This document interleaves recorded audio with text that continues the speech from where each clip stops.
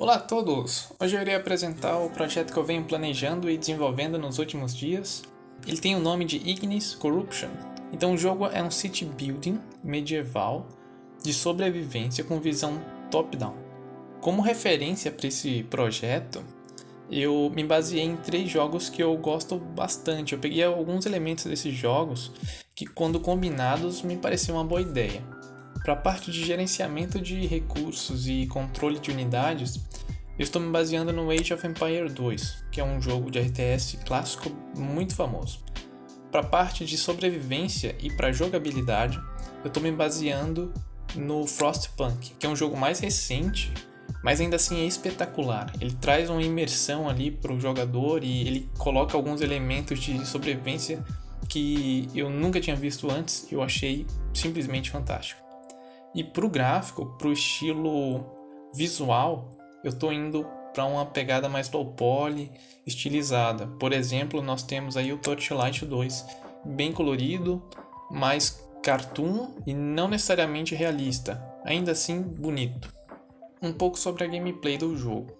O jogador irá criar unidades, extrair recursos, criar casas, armazéns e outros elementos. Inclusive, se você quiser, você pode jogar uma pré-alpha com uma versão bem crua do jogo para testar a jogabilidade, para saber mais ou menos como é que está a direção, né, do jogo, o que precisa ser melhorado, o que poderia ser adicionado para melhorar a experiência, enfim, só um protótipo mesmo, algo bem rudimentar, mas que já implementa algumas características fundamentais para o jogo. Então, para movimentação, eu comecei separando as mecânicas básicas do jogo. Eu implementei primeiro a seleção de unidades e movimentação. Esse tipo de seleção no mundo 3D, como vocês estão vendo aí, ela serve como um placeholder. Ela será substituída por uma forma mais tradicional no futuro. A movimentação é feita usando o Navmesh Agent, que é o componente padrão da Unity para inteligência artificial. E aí tu clica em algum lugar no mapa, esse lugar onde você clicou, ele serve como destino e aí a tua unidade é enviada para lá. Bem simples, funciona como tem que funcionar. Eu achei importante colocar a seleção de unidades, porque quando nós pensamos em city building, normalmente temos aquela imagem do SimCity, onde você só posiciona as ruas e define o tipo de loteamento, aí os NPCs andam sozinhos e constroem as coisas. Isso é legal, mas eu estava buscando tornar esse processo mais interativo. Mecânicas como a de seleção e controle de unidades de jogos RTS normalmente oferecem mais interatividade com o player.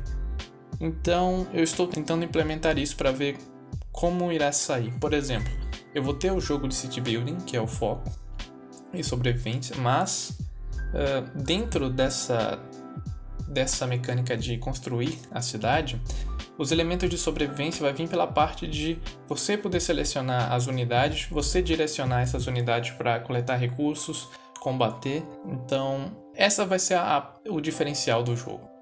Para a IA dos inimigos, eu tomei como base a arquitetura dos Scriptables Objects, que é ensinado no vídeo Pluggable AI da Unity. Inclusive, se eu lembrar, eu deixo o link aí nos comentários.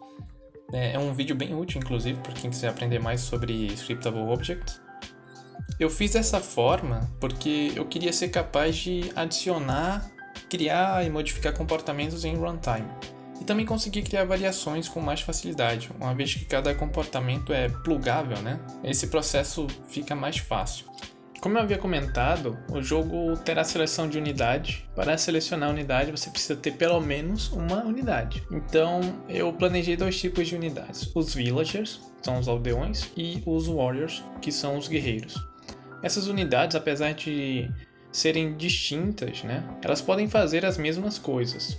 Os aldeões eles foram pensados para extrair recursos e criar construções, enquanto os guerreiros foram pensados para defender sua vila e combater os inimigos. Isso não significa que um guerreiro não possa ser usado para extrair recursos, só significa que ele será menos eficiente que uma unidade que é destinada para aquilo. Afinal de contas, o guerreiro sabe técnicas de combate contra pessoas e animais.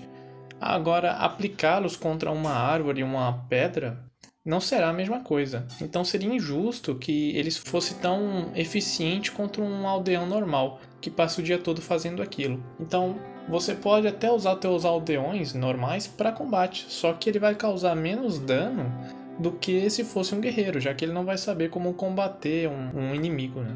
Uma parte importante do jogo de criação de cidades é a UI. E rapaz, que negócio difícil de se implementar. Você pode ter o asset de UI mais bonito, mas se você não souber planejar como os elementos serão exibidos na tela, vai ficar uma merda, vai ficar ruim. Vai ficar ruim pra caramba. E nessa parte eu posso dizer que eu falhei com sucesso. E eu digo falhei com sucesso porque a UI cumpre o seu papel, que é exibir as informações para o jogador. Mas eu não acredito ter conseguido fazer isso de uma forma clara e eficiente. Planejar telas bonitas nunca foi muito meu forte, então como o objetivo aqui é só montar o protótipo do jogo, eu vou deixar do jeito que está temporariamente e no futuro eu revejo esse item. Um outro elemento característico de jogos com criação de objetos em runtime é o grid. A grid ela pode ser usada para pathfinding, para posicionar os itens, para verificar o estado de uma parte do jogo, entre outras coisas. Nesse momento eu estou fazendo o uso bem básico da grid, que é só para ajudar a posicionar os elementos. Afinal de contas você não quer colocar algo em uma posição inválida, né? Agora, para poder criar itens, você precisa de recursos. Eu planejei inicialmente 5 recursos diferentes: a madeira, o cipó, a pedra, o ferro e o ouro. Esses recursos são usados como material base para a criação de unidades e casas. A coleta do material vai funcionar da seguinte forma: a unidade ataca o recurso. Quando o recurso morrer, quando ele perder toda a sua vida, a unidade coleta seus pedaços e leva esses pedaços para o centro da cidade, para que eles fiquem disponíveis e possam ser usados. Se uma unidade que estiver portando esses recursos morrer durante o trajeto, os recursos que ela possui será dropado e ficarão no chão durante alguns segundos para dar chance do player enviar uma outra unidade recuperar os itens que foram derrubados. Se ele não for recuperado, aí será perdido.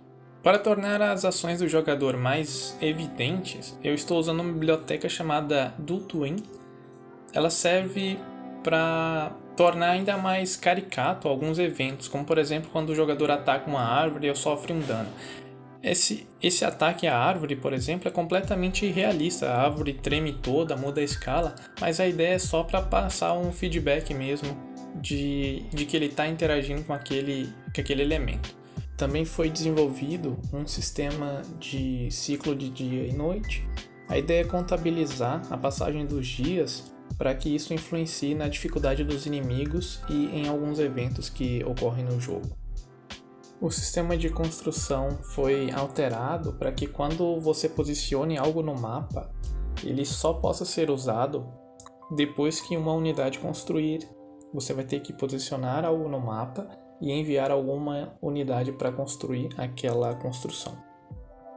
Um item bem legal que existe no SimCity, que eu gostaria de ter aqui no jogo também, são os desastres naturais.